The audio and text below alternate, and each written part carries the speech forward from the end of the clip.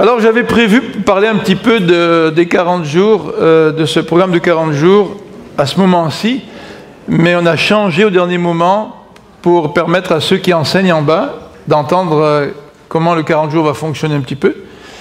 Mais comme donc je vous l'ai dit, il y aura donc 7 dimanches. Le premier dimanche d'aujourd'hui, avec 6 rencontres en petits groupes. Et les thèmes qu'on a choisis sont donc dans votre petit papier qu'on vous a distribué. Et vous voyez que le but d'aborder ce thème-là, c'est pas faire une levée de fonds. D'abord, on doit vous le dire tout de suite, on ne veut pas faire de levée de fonds pour l'Église.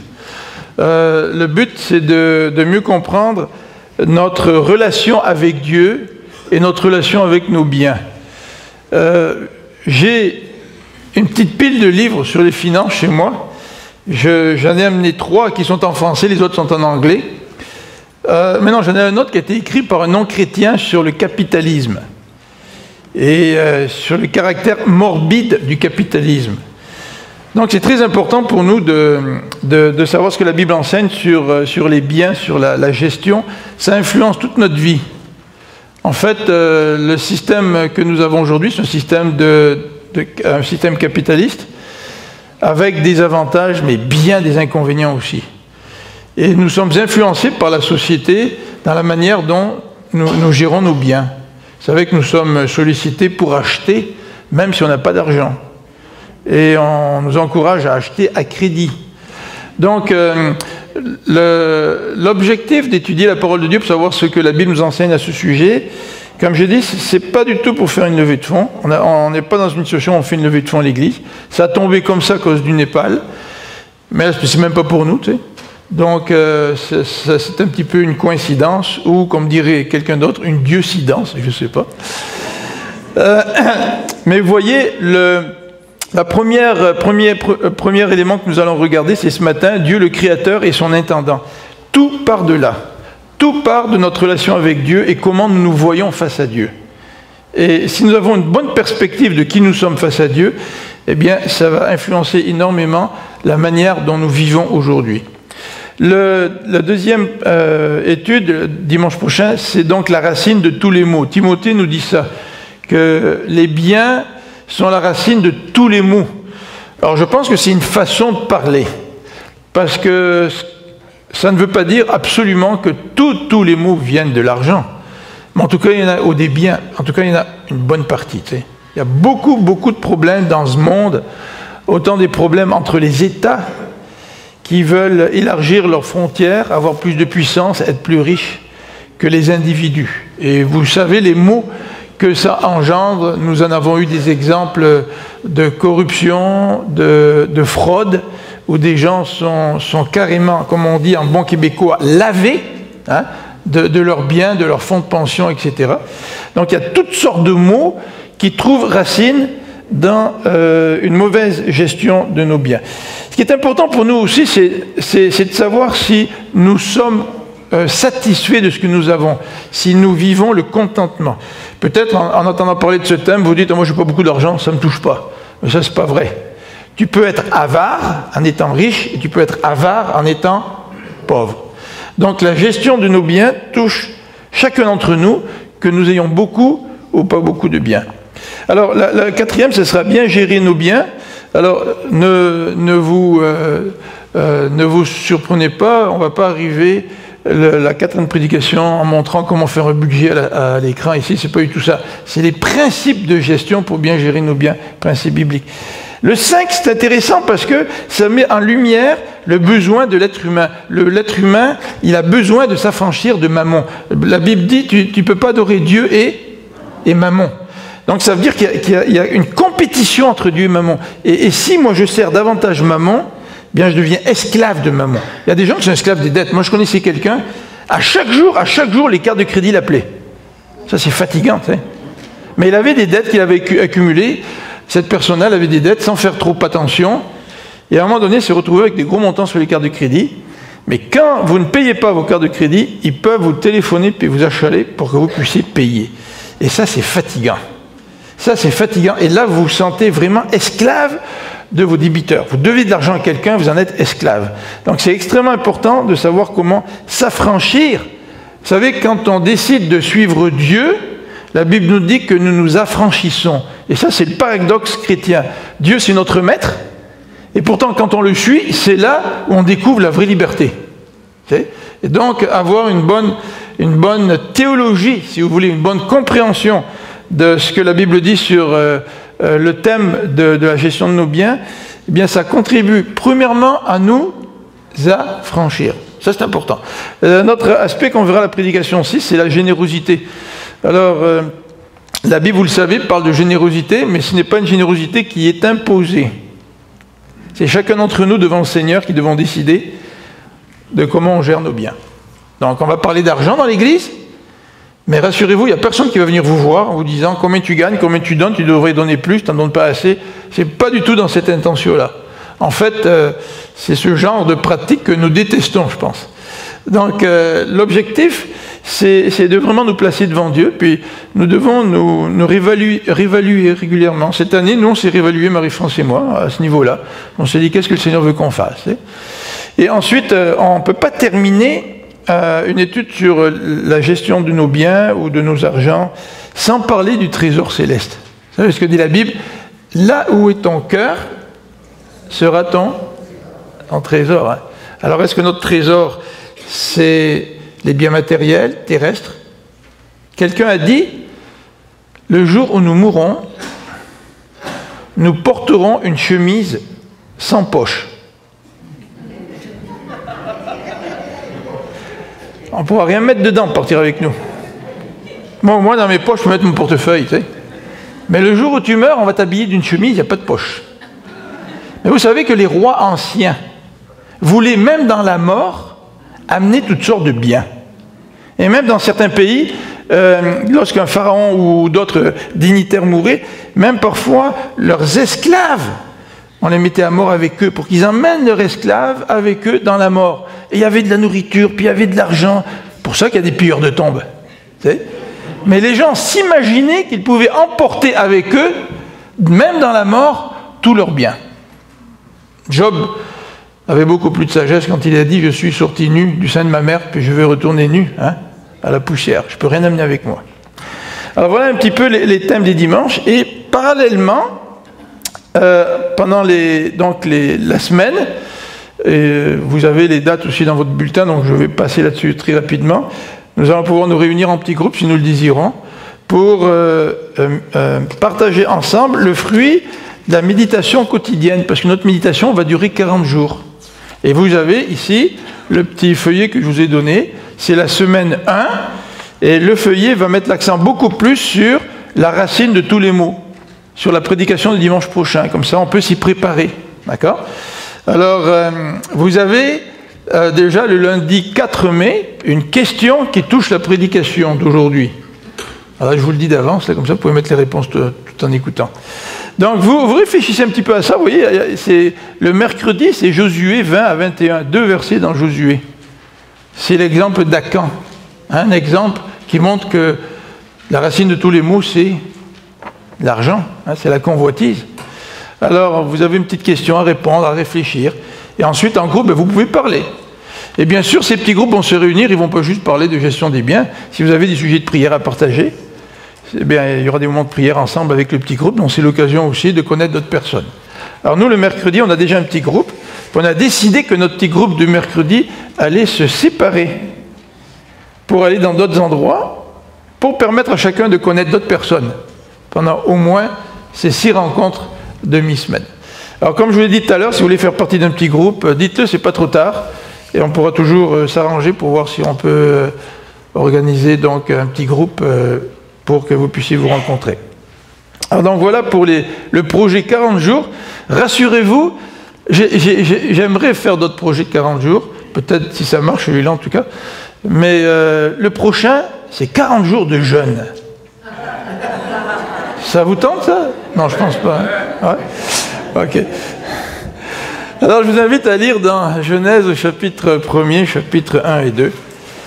Parce que tout notre sujet va s'enraciner, ça va s'enraciner dans une bonne compréhension de l'œuvre du Créateur dans Genèse 1 et dans Genèse 2, ainsi que de son lien, celui du Créateur, avec la créature, avec l'être humain. Avant de lire dans Genèse 1 et 2, maintenant que vous avez ouvert vos Bibles, j'aimerais juste vous citer une petite illustration qui vient d'un livre qui s'appelle « Votre argent compte ». Alors je ne sais pas si vous pouvez vous le procurer. Ça, c'est un organisme qui s'appelle Crown, qui est un ministère pour aider les gens dans la gestion de leurs biens. Ils ont fait un petit livre en français, « Votre argent compte », mais quand j'ai téléphoné pour en avoir, ils m'ont dit qu'ils avaient arrêté la publication, qu'ils étaient en train de le réviser, tout ça. Donc pour l'instant, peut-être que vous pouvez l'acheter à la CLC, mais on ne peut pas le commander directement de ce ministère-là. Mais c'est assez intéressant. Vous avez un autre petit livre qui s'appelle « Biens, richesse et argent », si jamais ça vous intéresse à lire pendant ces 40 jours. Moi, je l'ai acheté à la CLC à un cycle hier. Et vous avez aussi un livre qui est beaucoup plus vieux, dont je connais un peu l'auteur, puisque c'est à travers ce monsieur-là que mon père est venu au Seigneur, « Dieu et mes sous » d'André Adoul. Alors, il y en a d'autres livres, peut-être en français, que vous avez chez vous. Si vous en avez, vous pouvez peut-être vous les prêter, ce serait extraordinaire. Mais dans un de ces livres, celui « Votre argent compte », l'auteur parle d'un couple qui était sur le point de divorcer. Il était en instance de divorce. Et le monsieur, sachant que ça allait lui coûter un peu d'argent, a commencé à sortir ses papiers pour évaluer sa situation financière. Et il a examiné ses anciennes factures. Je ne sais pas si vous faites ça, si vous gardez vos factures ou pas. Il y a des gens qui gardent tout, il y en a d'autres qui jettent. Mais admettons que vous pouviez garder toutes vos factures. Et lui, en regardant toutes ses factures, il a, si vous voulez, en quelque sorte, il y a toute sa vie avec son épouse qui est passée devant lui, les projets dans lesquels ils étaient impliqués, pour lesquels ils ont dû débourser de l'argent, etc. Et après avoir regardé toutes ses factures, il s'est dit, il faut que je lui téléphone. Puis là, il lui téléphone, il dit, écoute, chérie, il n'y a peut-être pas dit chérie, parce qu'il était en instance de divorce. Il lui dit, écoute, est-ce que tu veux qu'on se donne une autre chance? Et ça, c'est intéressant parce que cette illustration, qu'est-ce qu'elle met en valeur, cette illustration des factures? C'est que si vous avez vos factures et vous puissiez retrouver toutes les factures qui remontent au moment où vous êtes mariés, eh bien vous pourriez déterminer quelles ont été vos valeurs durant toutes ces années-là et quels ont été vos principes de vie. Nos factures reflètent nos choix, reflètent notre façon de vivre.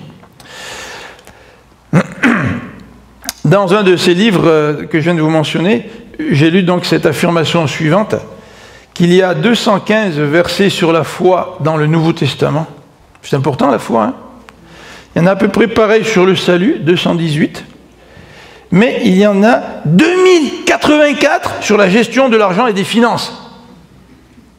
Alors comment ça se fait que dans nos églises, on enseigne davantage sur la foi et sur le salut, qu'on n'enseigne pas sur l'argent, sur les biens? Alors peut-être une des raisons, c'est qu'il y a tellement eu de scandales qu'on n'ose même plus en parler, tu sais. Mais pourtant, un des traits caractéristiques du disciple de Christ, c'est son attitude, sa relation face au bien et face à l'argent.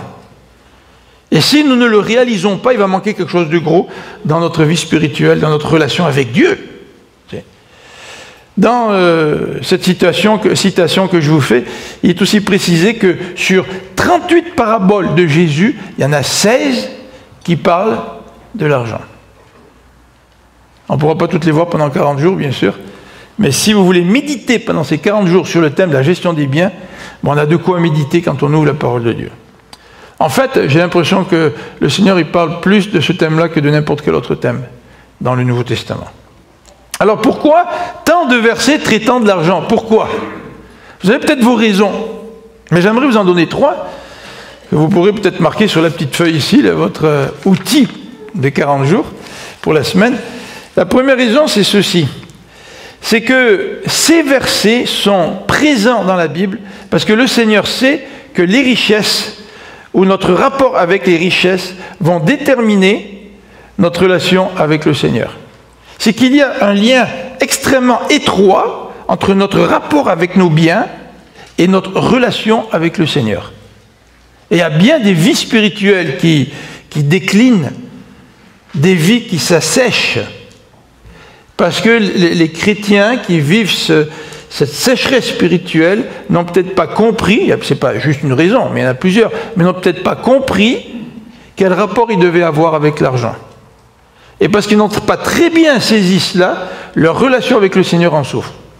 La deuxième raison pour laquelle nous retrouvons tant de versets dans le Nouveau Testament sur la gestion de nos biens et sur l'argent, c'est que, comme on l'a dit tout à l'heure, les biens matériels rivalisent avec la seigneurie de Christ. Matthieu 6, 24 le dit, « Tu ne peux pas servir à la fois Dieu et Mammon. » Et ça, moi, ça m'interpelle parce qu'on est dans un pays quand même riche. Hein.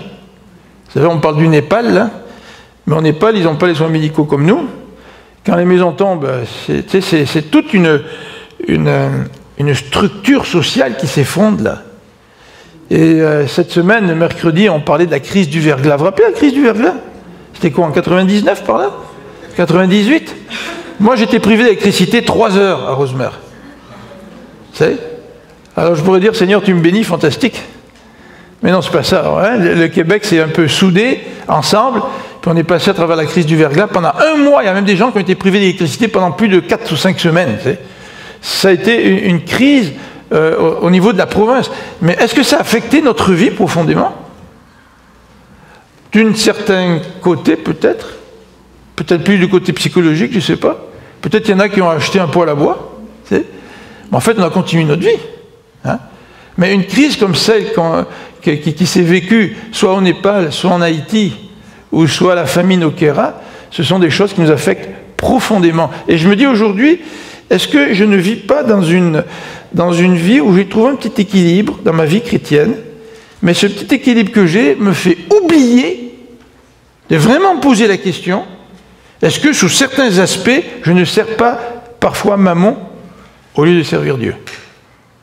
Donc la deuxième raison pour laquelle nous retrouvons autant de passages dans le Nouveau Testament sur ce sujet, c'est que les biens matériels, Mammon est en pleine compétition avec le Seigneur. Et le champ de bataille, c'est notre cœur. La troisième raison, c'est qu'une grande partie de notre vie tourne autour de l'argent. Une grande partie.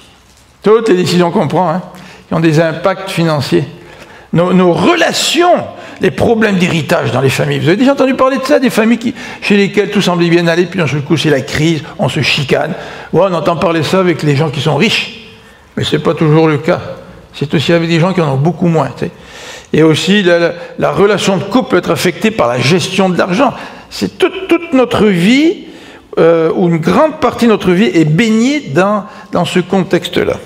Alors, le premier élément que je voudrais regarder avec vous ce matin, c'est que dans Genèse 1 et 2, le texte nous dit que Dieu est le créateur. Et parce qu'il est créateur, Dieu a des prérogatives et il a des attentes vis-à-vis de ses enfants. Alors, le premier élément que je voudrais regarder avec vous dans Genèse 1 et 2, c'est que Dieu, c'est l'acteur principal de Genèse 1 et 2. Quand quelqu'un vous pose la question sur la création, c'est sûr qu'ils vont vous parler de l'évolution, mais on va bien souvent mettre l'accent sur Adam ou Ève, pourquoi elle a mangé la pomme, en fait c'est pas une pomme, la relation entre l'homme et la femme, il y a beaucoup de choses qui nous intéressent, mais au travers de Genèse 1 et 2, le personnage principal qui remplit toute la scène, c'est qui? C'est Dieu. Regardez au verset 1. Au commencement, Dieu créa. Et si vous regardez le terme qui est employé ici, Elohim, Dieu, il est employé 34 fois dans les 34 versets qui s'arrêtent à Genèse 2, verset 3. Parce qu'en fait, le premier récit de la création ne s'arrête pas à la fin du chapitre 1, il s'arrête au verset 3 du chapitre 2. Donc vous avez là 34 versets, et 34 fois le mot Dieu est utilisé. Et Dieu, en hébreu, c'est un pluriel. Vous avez entendu le mot Elohim? Dieu au singulier, c'est El en hébreu. Elohim, c'est le pluriel. Et Dieu se présente avec un nom au pluriel. Et les théologiens pensent que ce nom-là, c'est un nom qui reflète toutes les majestés de Dieu qui sont dans sa personne. Toute sa grandeur. Dieu est tellement grand que tu ne peux pas le désigner par un mot au singulier. Il faut le désigner par un mot au pluriel parce que ça englobe toutes sortes de caractères, de traits de caractère qui font sa grandeur. À partir du chapitre 2, au verset 4, jusqu'à la fin, verset 25, l'auteur introduit le nom de Dieu, le nom personnel, qui se dit Yahvé. C'est le nom de l'alliance. Et là, c'est intéressant parce que quand la Bible parle d'alliance, la Bible nous dit que c'est Dieu qui fait une alliance avec nous. Et que Dieu fait une alliance avec nous sans que nous, on soit les initiateurs de l'alliance. C'est lui qui est souverain dans l'initiation de cette alliance-là. Alors Dieu, c'est le Dieu créateur, c'est le personnage principal dans Genèse 1, mais c'est aussi le Dieu qui non seulement est tout-puissant, mais c'est le Dieu qui aussi est l'initiateur de l'alliance. Donc ça démontre encore une fois sa souveraineté. C'est lui qui agit. C'est lui le grand maître. C'est lui le grand suzerain. C'est lui qui règne sur tout l'univers. Regardez le beau verset que nous avons mis sur la première page du bulletin. À toi, Éternel, appartiennent la grandeur, la puissance, la magnificence, la gloire et la majesté. Dieu, il est si grand, hein, il est si grand. On n'a pas de mots pour décrire la grandeur de Dieu. Ensuite, vous avez dans Colossiens un verset qui s'applique à Jésus et qui nous dit que le monde a été créé par lui et pour lui. Alors c'est sûr qu'on sait que Dieu est le Dieu créateur, on sait que le Fils a participé, et on sait aussi que le Saint-Esprit a participé, on le verra tout à l'heure. Mais le texte de Colossiens met l'accent sur le fait que non seulement Dieu a tout créé, mais il a tout créé pour lui-même. Donc vous et moi, nous avons été créés pour Dieu, pour manifester la gloire de Dieu. C'est important comme principe dans la gestion de nos biens. En fait, même ceux qui refusent de croire en Dieu ont été créés pour le glorifier. Même dans sa justice et dans ses jugements, Dieu va se glorifier. Donc toute sa création a été créée pour lui. Nous avons été créés pour lui. Ma vie, Dieu m'appelle à la vivre pour lui, pour manifester sa grandeur, sa puissance et sa gloire. Alors, puisque Dieu est l'acteur principal dans ce passage de Genèse, il n'est pas étonnant que dans les autres passages de la Bible, on nous dise que Dieu a, par droit divin, un droit de propriété sur sa création. En fait, il a le droit de propriété sur sa création. Ben, quand on regarde Genèse, on peut s'en rendre compte dans l'interaction qui a lieu avec l'homme et la femme, par exemple. Mais regardez quelques versets. Par exemple, au chapitre 24, je vais toutes les afficher à l'écran, au chapitre 24 des psaumes, on va lire dans ce beau verset l'affirmation que Dieu est celui qui a le droit de propriété. Donc la terre et ses richesses appartiennent à Dieu. L'univers est à lui avec ceux qui l'habitent. Non, on ne peut pas dire encore que l'univers est à nous. Hein. Même si on pense que les ressources naturelles sont en nous et qu'on est prêt à les gaspiller et même à polluer la terre avec cela, Dieu va beaucoup plus loin. Lui, il dit que la terre lui appartient, mais aussi tout l'univers, tout. Ah, c'est tellement grand l'univers, ça nous dépasse. J'ai lu sur Internet hier qu'on a des problèmes avec les astronautes, parce que si on les envoie vers Mars, ils vont être exposés à des radiations, puis ils pourraient mourir, tu sais. On dit qu'on va envoyer des hommes sur Mars. Puis même si on devenait propriétaire de Mars, parce que le Québec plantait son drapeau sur Mars, qu'est-ce qu'on aurait dans l'univers? La Terre et puis Mars. Et qu'est-ce que c'est la Terre et Mars dans l'univers? C'est une peanut. C'est rien. L'univers est à lui avec ceux qui l'habitent. Et le verset 2 explique pourquoi Dieu a un droit de propriété. Regardez au verset 2. C'est lui qui a fondé la terre sur les mers. C'est lui qui l'a établi fermement au-dessus des cours d'eau. C'est lui le fondateur de la terre, c'est lui le créateur de la terre, et par conséquent, tout lui appartient. En fait, vous savez qu'aujourd'hui, on reconnaît ce droit d'appartenance. On appelle ça le droit d'auteur. Il n'y a rien de plus choquant, hein, Vous vous rappelez l'histoire avec... c'est pas Robinson Crusoe, là, mais je ne sais pas quel titre il a donné, c'est quelque chose qui lui ressemble. Hein? Ouais, c'est ça. Hein? Il est le créateur d'une œuvre. Puis quelqu'un lui vole son œuvre. Qu'est-ce qu'il a fait, cet homme-là? Il est entré dans un combat juridique qui dure depuis des années. Et même si la cour a tranché pour lui, maintenant il faut se faire payer sur notre paire de manches. Imaginez-vous, Dieu qui est le créateur et qui est puissant comme il l'est. Est-ce que lui, il a le droit de réagir si nous voulons lui voler le droit de propriété qui lui appartient? Les droits d'auteur sont à lui. Pour notre vie même, notre création même, les droits d'auteur sont en lui. Et lui, il n'a pas besoin d'être protégé par la socane. C'est lui, il est capable, à un moment donné, de demander des comptes à toute sa création. Et ça, il va le faire. Dans Lévitique, au chapitre 25, nous avons un autre texte qui nous présente l'implication de ce droit de propriété. Dans Lévitique 25, au verset 23, le verset 23 nous parle du jubilé. Il nous dit ceci: une terre ne devra jamais être vendue à titre définitif, car le pays m'appartient et vous êtes chez moi des étrangers et des immigrés. Alors là, vous avez toute l'explication que si tu as des problèmes financiers, tu peux vendre ta terre pendant un certain temps. Mais au bout d'un certain nombre d'années, ta terre te revient. Et ça, c'était la loi en Israël. C'est que les gens qui achetaient ta terre pouvaient profiter des récoltes, faire d'argent avec la terre pendant un certain temps, mais ils n'achetaient jamais ta terre de façon définitive. Et l'Éternel donne une raison dans ce verset 23, car le pays m'appartient, parce que le pays m'appartient, voici les règles en rapport avec la propriété au sein du peuple d'Israël. Et ces règles-là, le peuple les a brisées. Dans Ésaïe, le prophète reproche au peuple de s'amasser de plus en plus d'argent, de s'amasser de plus en plus de territoires, de propriétés, et même des propriétés ancestrales qui ne devaient jamais être vendues de façon définitive.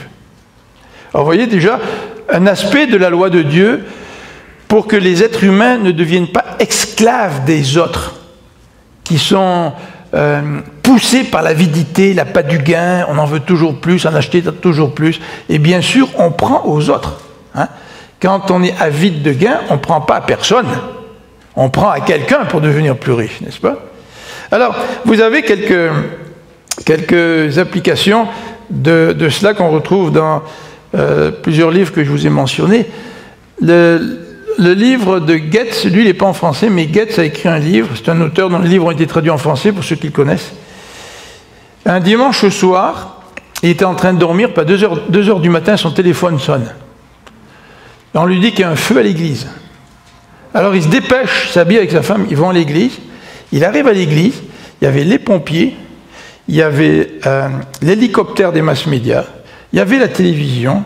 L'église était en train de brûler. Le Fellowship Bible Church North. Et au travers du feu, un feu qui a été allumé par quelqu'un qui a versé de l'essence, quelqu'un qui n'était pas satisfait d'avoir rencontré le pasteur avec son épouse, et qui n'était pas très satisfait des conseils qu'il lui avait donnés, a décidé de mettre le feu à l'église. Et 50 bureaux, c'est une grosse église, 50 bureaux ont été détruits. 15 des pasteurs de l'église, donc une grosse église, hein, peut-être une église de plusieurs milliers de personnes, 15 des pasteurs de cette église-là ont perdu toute leur bibliothèque personnelle, dont évidemment M. Goetz. Quelques jours plus tard, M. Goetz avec sa femme se disent « on va aller un petit peu fouiller dans les débris ». Parce qu'on m'a donné une statue en métal, quelqu'un du Brésil avait sculpté une statue en métal qui représentait Moïse et les 10 commandements sur les tables, avec les tables de la loi. Il s'est dit, ça peut-être, évidemment, ça peut être échappé au feu, on va voir si on le trouve. Vous savez qu'est-ce qu'il a trouvé à la place? Il a trouvé un de ses livres qu'il avait écrit, et le livre qu'il avait écrit portait le titre suivant, A Biblical Theology of Material Possessions. Une théologie biblique des possessions matérielles. Et le livre était en plein milieu de toutes les cendres, sans avoir été brûlé, à peine écorché. Et là, M. Goetz et sa femme d'éclater de rire en se disant « Ben, le Seigneur est en train de nous rappeler quelque chose. Je viens de me faire brûler toute ma bibliothèque, accumulé depuis des années, bien sûr. Et là, le Seigneur est en train de me rappeler quelque chose au travers de cet incident. Quel est notre rapport, évidemment, avec l'argent? J'aimerais vous citer quelques versets bibliques pour clôturer cette référence à Dieu qui est le Créateur. Regardez dans 1 Chronique, le verset que nous avons ici, et on va le lire ensemble. Je vous en ai lu une partie, on va le relire ensemble. « À toi, Éternel, appartient la grandeur, la puissance, la magnificence, la gloire et la majesté, car tout ce qui est dans le ciel et sur la terre est à toi. C'est à toi qu'appartient le règne, tu es le souverain au-dessus de tout être. C'est de toi que viennent la richesse et la gloire. Tu domines sur tout, et dans ta main réside la force et la puissance. Tu détiens le pouvoir d'élever qui tu veux et de le rendre fort. De tout ce que tu as et de tout ce que j'ai. » Le verset est en train de dire que tout vient de l'Éternel. C'est lui qui décide.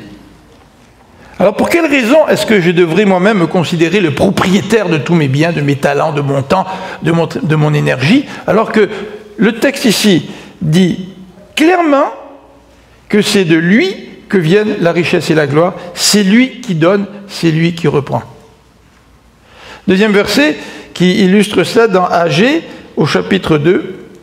Et dans Agée au chapitre 2, le texte s'élargit un petit peu et nous montre que Dieu est souverain et propriétaire de bien plus que son peuple. Regardez Agée au chapitre 2, en parlant du temple, à partir du verset 7. Le texte dit ceci. « J'ébranlerai les peuples, et les richesses de toutes les nations afflueront en ce lieu. Quant à ce temple, je le remplirai de gloire. Voilà ce que déclare le Seigneur des armées célestes. C'est à moi qu'appartient tout l'argent et tout l'or. » Vous vous rappelez avec Esdras et Néhémie? Dieu a fourni de la richesse pour que Esdras et Néhémie puissent retourner en Israël, reconstruire le temple, retrouver tous les ustensiles, les accessoires du temple. C'est Dieu qui a ouvert les portes. Tout avait été volé. Le texte ici nous dit carrément, c'est à moi qu'appartient tout l'argent et l'or, et c'est moi qui donne l'argent et l'or à qui je décide de donner de l'argent et de l'or. Dans 1 Corinthiens au chapitre 10, on a un autre verset qui va dans ce sens-là. 1 Corinthiens chapitre 10, verset 26, le texte nous dit, après avoir parlé des viandes sacrifiées aux idoles, Paul il dit, tu vas chez quelqu'un, tu peux manger n'importe quoi qui est sur la table. Vous savez qu'il y a des gens qui disaient, non, tu ne peux pas manger des viandes sacrifiées aux idoles, c'est pas chrétien ça. Puis les chrétiens disaient, mais non, les idoles ça n'existe pas, on peut manger de tout, tout nous vient de Dieu. Et Paul dit à un moment donné, il ne faut pas que tu choques ton frère. Hein? Si ton frère pense qu'il ne faut pas manger des viandes sacrifiées aux idoles, n'en mange pas pour ne pas le choquer. Mais en fait, Paul dit, tu devrais savoir que, en fait, tu peux manger de tout, sans te poser de questions. Et il donne la raison, car la terre et ses richesses appartiennent au Seigneur. Même ce qu'on offre aux idoles, en fait, ça appartient même pas aux idoles. Tout ça, ça appartient à Dieu, dit l'apôtre Paul. Alors, Dieu est le Créateur, c'est ce que nous voyons dans Genèse, au chapitre 1er. Nous le voyons agir, nous le voyons créer, nous le voyons donner des commandements. Et nous voyons aussi dans Genèse un élément qui est extrêmement important, c'est que Dieu a créé l'être humain à son image. Je vais dire, mais c'est quoi le rapport avec la gestion des biens? Bien, regardez avec moi dans Genèse 1, versets 26 et 27. 1, versets 26 et 27. Et Dieu dit, faisons l'homme ou les hommes pour qu'ils soient à notre image, ceux qui nous ressemblent, qu'ils dominent sur les poissons de la mer, sur les oiseaux du ciel, sur les bestiaux et sur toute la terre, et sur tous les reptiles et les insectes. Dieu créa les hommes pour qu'ils soient à son image. Oui, il les créa pour qu'ils soient à l'image de Dieu. Il les créa, hommes et femmes. Alors d'abord, une petite remarque qui est très intéressante, c'est que l'être humain, quand on emploie l'expression ici, faisons les hommes, ça veut dire faisons les êtres humains. Hein? Dans l'original, c'est les êtres humains. Donc quand le verset dit faisons les êtres humains, ça veut dire faisons l'homme et la femme, faisons l'être humain à notre image. Et contrairement aux théologies qui ont été véhiculées dans le passé, ce n'est pas juste l'homme qui crée l'image de Dieu. L'homme tout seul, il n'est pas à l'image de Dieu. La femme toute seule n'est pas à l'image de Dieu. C'est l'être humain, homme et femme, qui sont créés à l'image de Dieu. En fait, déjà dans ce passage, il y a un respect extraordinaire pour les deux personnes, à la fois l'homme et à la fois la femme. Donc, dans ce passage, nous pouvons remarquer qu'il y a une similarité entre les animaux et l'homme. C'est que l'être humain et les animaux ont été créés le même jour. C'est ce que nous voyons à partir du verset 25. Quand nous voyons le détail, Dieu fit les animaux sauvages selon leur sorte, au verset 25. Il fit les bestiaux selon leur sorte, les reptiles, les insectes selon leur sorte. Et Dieu vit que cela était bon. Et la même journée, il a créé l'être humain. Les deux ont été créés de la terre. Quand nous regardons le verset 24, Dieu dit que la terre produise des êtres vivants. Donc les êtres vivants viennent de la terre. Et nous savons que, aussi au chapitre 2, verset 7, Dieu a fait l'homme de la poussière. On a des similarités dans la création de l'homme et celle des animaux. Et le même ordre leur est donné à tous les deux. L'ordre, c'est lequel? C'est de croître et de se multiplier. Alors c'est sûr qu'au verset 25, le texte ne dit pas clairement que les animaux se multiplient, mais le texte dit c'est selon leur sorte, et dans le contexte de Genèse, on voit bien qu'à chaque fois qu'on emploie ce vocabulaire, c'est aussi dans le but que toutes les races, c'est pas les races, mais les différentes catégories, les familles d'insectes, d'animaux se multiplient, et les êtres humains aussi ont reçu le même commandement. Multipliez-vous, multipliez-vous.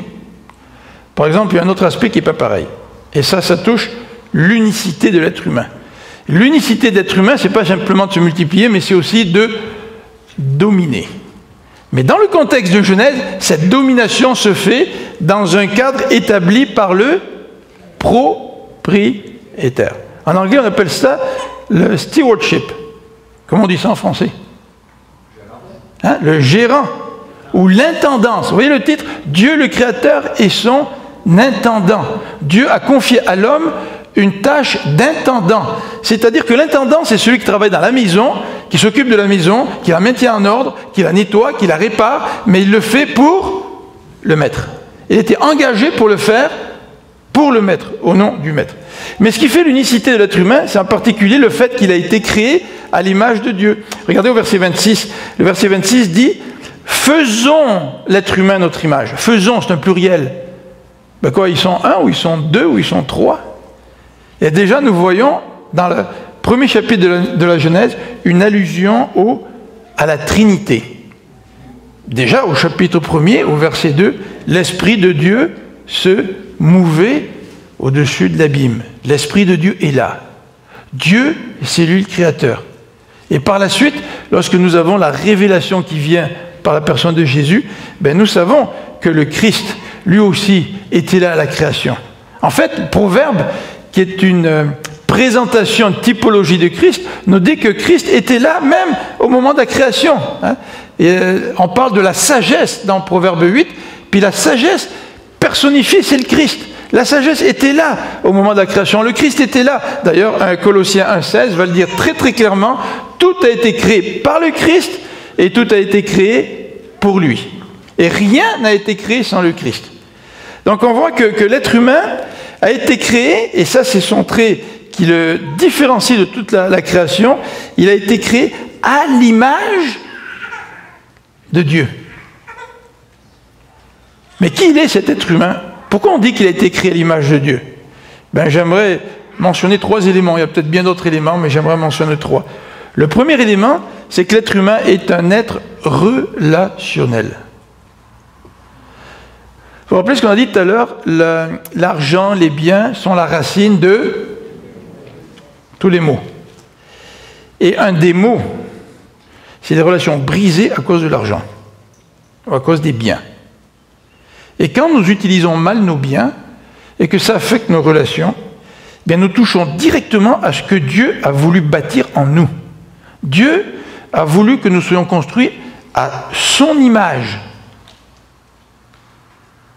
Et malheureusement, ces biens, ces argents, font que nous touchons directement à l'image de Dieu que Dieu a placée dans chacun d'entre nous. Qui sommes-nous? Nous sommes des êtres relationnels. Et les êtres relationnels sont faits pour être en relation les uns avec les autres. L'homme est fait pour être en relation avec la femme. Le couple est fait pour être en relation avec ses enfants. Mais l'être humain est aussi fait pour être en relation avec Dieu. Et le péché vient briser la relation. Et c'est ce que Genèse nous dit. Hein. La relation entre l'homme et la femme a été brisée. Et la relation avec Dieu a été brisée. Être créé à l'image de Dieu, qu'est-ce que ça veut dire? Qui est cet être humain? Bien, cet être humain, c'est un être rationnel. Vous savez qu'aujourd'hui, parfois, il y a une opposition entre les gens qui sont rationnels et ceux qui ne le sont pas. On trouve que Couillard, c'est un gars trop rationnel, tu sais. Bon, ben écoute, il est béni avec ça. Il est béni avec ça.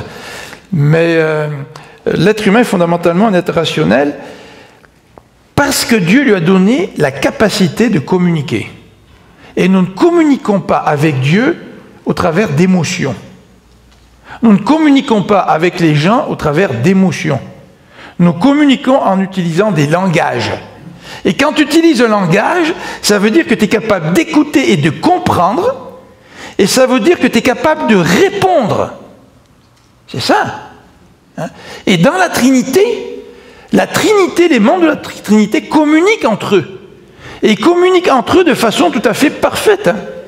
Le Christ, il est venu pour faire la volonté de Dieu d'une manière parfaite. Et le Saint-Esprit est envoyé pour accomplir une mission envers nous de la part de Dieu le Père, de la part du Saint-Esprit.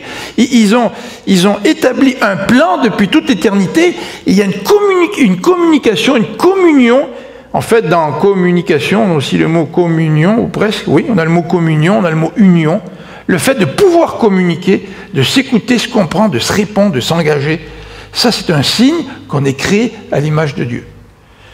Oh, quand les biens viennent perturber tout cela, bien, nous pouvons voir combien de mauvaise gestion de nos biens a un impact destructeur dans cette image que Dieu a placée dans l'être humain.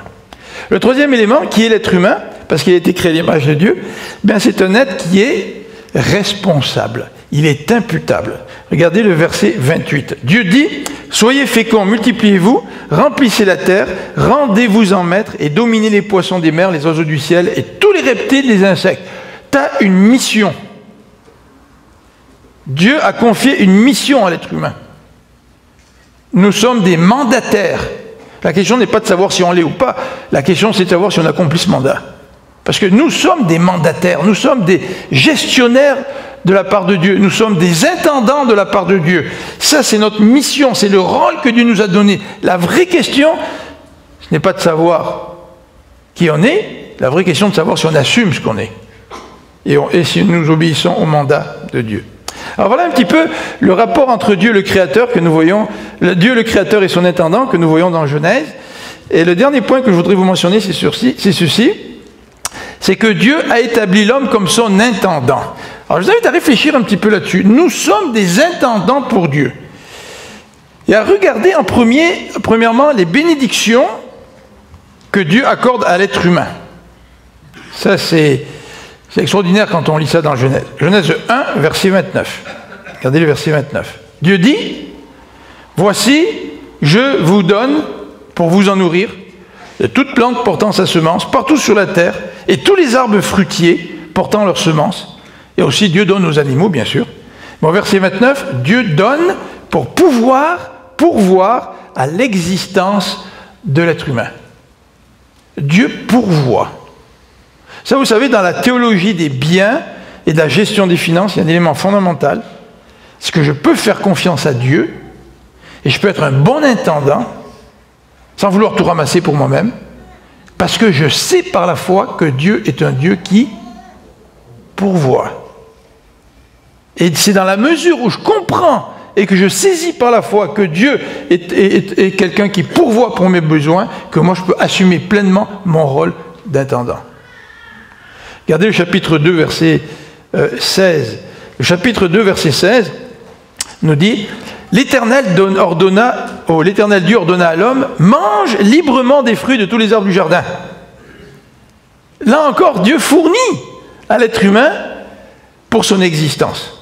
Mais non seulement cela, au chapitre 2, et en particulier au verset 8, Dieu fournit à l'être humain Éden, et le mot Éden veut dire le pays des délices. Dieu a fourni non seulement pour l'existence de l'homme, Vous savez, quand vous donnez à manger à quelqu'un, vous lui faire un petit sandwich, hein, vous répondez à son besoin. Mais quand vous voulez vraiment lui faire plaisir, vous lui préparez un bon repas. Enfin, prenez par exemple chez moi, je ne suis pas un bon cuisinier. Mais je le sais parce que ma femme prépare des bons repas. Puis hier, hier soir, elle m'a dit, Philippe, qu'est-ce que tu aurais le goût de manger? Ah, c'est la question existentielle, tu sais. Parce que moi, je pense bien à autre chose que ça. Alors elle a dit, est-ce que tu voudrais ceci, est-ce que tu voudrais cela? Puis finalement, on a fait une bonne fondue à deux. Tu sais? Et c'est pas simplement pour me permettre de vivre que j'ai mangé hier soir. J'ai mangé aussi avec plaisir. Dieu veut aussi, par toute sa création, nous faire plaisir. Et non seulement cela, Dieu veut que nous puissions nous épanouir au travers de la création. Regardez le verset 18 à 24. L'Éternel dit, il n'est pas bon que l'homme soit seul. Je lui ferai une aide qui soit son vis-à-vis. Vous vous rappelez l'histoire? Dieu fait passer tous les animaux devant l'homme. Et c'est lui qui les fait venir devant l'homme pour que l'homme puisse trouver son vis-à-vis. Et il donne des noms à tous les animaux, mais il ne peut pas trouver son vis-à-vis. Et au verset 21, il est dit, Dieu plongea l'homme dans un profond sommeil pendant que celui-ci dormait. Il prit une de ses côtes et referma la chair à sa place. Puis l'Éternel Dieu forma une femme de la côte qu'il avait prise de l'homme. Il l'amena à l'homme. Alors l'homme s'écria, voici bien cette fois celle qui est eau de mes os, chair de ma chair. Elle sera appelée femme, car elle a été prise de l'homme. C'est extraordinaire cet épanouissement que Dieu veut pour ses créatures. Alors devenir chrétien, c'est pas plate, hein. John Piper a écrit des livres, là, prendre plaisir en Dieu. Mais comment tu ne peux pas prendre plaisir en Dieu quand tu sais que Dieu veut pourvoir à tes besoins? Il te donne pour ton plaisir et il te donne aussi pour ton épanouissement. Ça, c'est un Dieu extraordinaire. Alors Dieu non seulement donne des bénédictions, ah, ça c'est génial. Seigneur, j'aimerais bien là que tu me donnes une voiture. Tu sais? Puis à un moment donné, tu entends une prédication sur la gestion des biens, puis tu te rends compte que la voiture, elle n'est pas à toi, elle appartient à Dieu.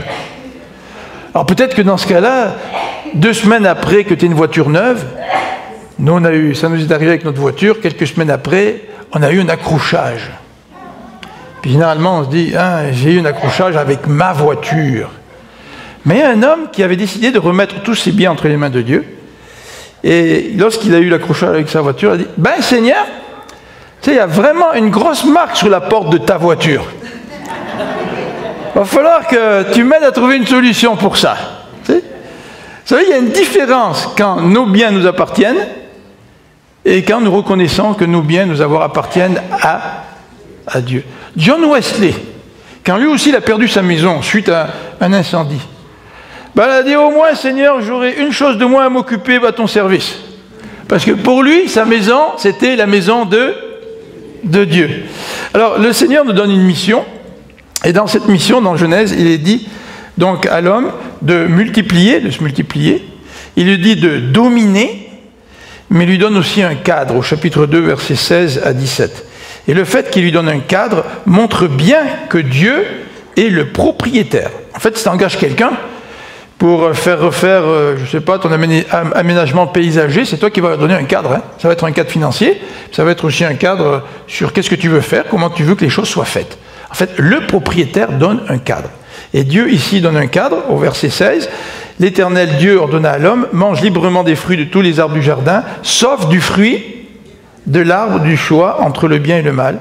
De celui-là, n'en mange pas, car le jour où tu mangeras, tu mourras. La relation entre Dieu et son intendant. Dieu bénit son intendant. Il le bénit. On n'est pas exploité par Dieu. Tu sais. On est vraiment béni. Mais en plus de la bénédiction, Dieu nous donne une mission. Et souvent, nous nous arrêtons, nous, à la bénédiction. Seigneur, j'aimerais bien pouvoir m'acheter une maison. Je me suis acheté une maison. Merci Seigneur, c'est ma maison. Alors que la Genèse nous dit, le Seigneur t'accorde des bénédictions, mais en même temps vient la mission, et avec la mission vient aussi l'imputabilité. En bon québécois, je suis redevable. Et nous sommes redevables à Dieu en rapport avec notre fidélité. Et Jésus va reprendre ces éléments-là dans son enseignement, notamment dans plusieurs paraboles, en rapport avec les serviteurs et la fidélité. Nous allons le voir plus tard, ça, comment bien gérer nos biens. Est-ce que nous sommes des gens fidèles? La Bible dit, si tu es fidèle dans les petites choses, on te confiera des plus grandes. Vous vous rappelez la parabole des talents? La fidélité n'a rien à voir avec le montant. La fidélité a à voir avec ce que Dieu t'a donné, point à la ligne. Il t'a donné beaucoup, tu dois être fidèle. S'il t'a donné beaucoup, il t'a donné peu, tu dois être fidèle dans ce qu'il t'a donné. Mais sois sûr d'une chose, c'est que si tu es fidèle avec le peu que Dieu te donne, le Seigneur t'en confiera de plus grandes. Dieu demande des comptes. Et Dieu est venu demander des comptes. Dieu est venu demander des comptes dans le jardin.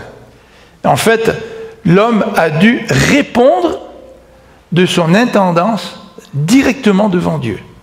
Et ce n'est pas lui qui est venu demander à Dieu en disant « Seigneur, j'aimerais bien que tu fasses l'évaluation de mon travail. Peut-être que j'aurais droit à une augmentation, tu sais. » Mais non, dans son infidélité, l'homme fuyait Dieu. Et c'est Dieu qui est venu le chercher. Il est venu le prendre par le collet en lui disant « Et Adam, qu'est-ce que tu as fait là? Je t'ai donné des bénédictions, je t'ai donné une mission, et puis là maintenant tu es imputable. Dis-moi qu'est-ce que tu as fait de cette intendance que je t'ai confiée. » En conclusion, il faut bien arriver à une conclusion à un moment donné. Hein. En conclusion, en récapitulation, j'aimerais donc rappeler cet élément fondamental qui s'enracine dans la Genèse. Dieu, il est le propriétaire, il est le créateur, donc il est le propriétaire de tout.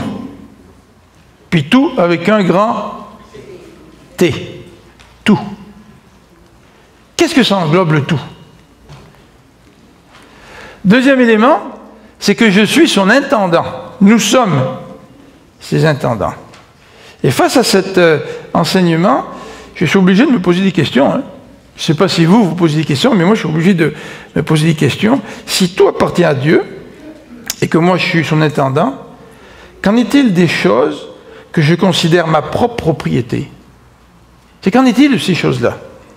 En fait, la véritable question, c'est celle-ci. Seigneur, que dois-je te rendre? Parce que quand je prends les choses pour en être le seul propriétaire, je vole Dieu de ce qui lui appartient. Et Dieu, dans sa bonté, vient toucher mon cœur, il vient taper à la porte de mon cœur et me dit, Philippe, tu dois me rendre ça. Ça, c'est à moi. Tu n'es que mon intendant.